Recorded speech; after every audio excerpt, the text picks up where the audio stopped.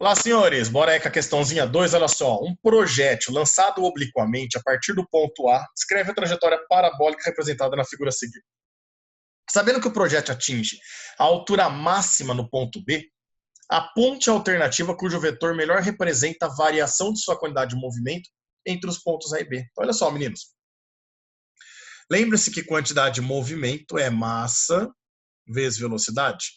Aqui, velocidade é o vetor, portanto, quantidade de movimento também é um vetor que tem a mesma direção e o mesmo sentido do vetor velocidade, certo? Se a gente olhar lá no ponto A, o vetor quantidade de movimento tem a mesma direção e o sentido da velocidade, certo? Essa é a quantidade de movimento no ponto A. No ponto B, o vetor quantidade de movimento é esse daqui. Por quê? Porque o ponto B é onde ele não tem mais a componente vertical da velocidade, né? Ele só tem a componente horizontal. Então, olha só que interessante. Lá no ponto A, a gente poderia pegar e fazer isso daqui, ó. Decompor o vetor quantidade de movimento no ponto A. Nós vamos achar uma componente que é paralela ao eixo X, né? Ou seja, uma componente horizontal. E nós vamos achar uma componente vertical, que é perpendicular ao eixo X. Tudo bem? O que nós sabemos? Que na horizontal a velocidade é constante, né? Então, essa quantidade de movimento na horizontal, que eu vou chamar aqui de QX, ela é a mesma que eu tenho aqui desse lado, certo? A outra é a quantidade de movimento, QY.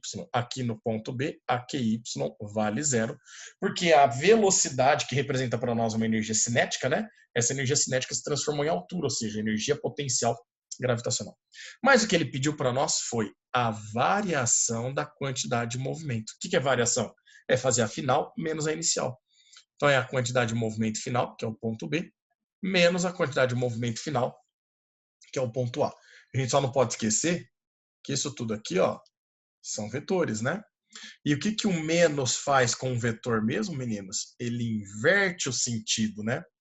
Então, olha só, nós vamos trabalhar com o vetor em B, esse é positivo, vou manter ele aqui, ó. O B é o QX para a direita.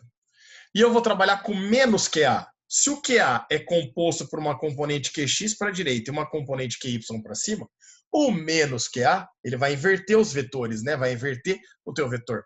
O menos QA vai ser um vetor menos QX aqui para a esquerda e um vetor menos QY, né? Que vai ser para baixo, vertical para baixo. Agora sim, somando isso, olha que bonitinho. Vocês concordam que QX para a direita e o mesmo valor, só que para a esquerda? Um anula o outro. Isso significa que o que resulta para nós nesses vetores é o próprio QY, que ele é vertical e para baixo, dando para nós a alternativa B de nádegas. Fechou, meninos? Grande abraço a todos.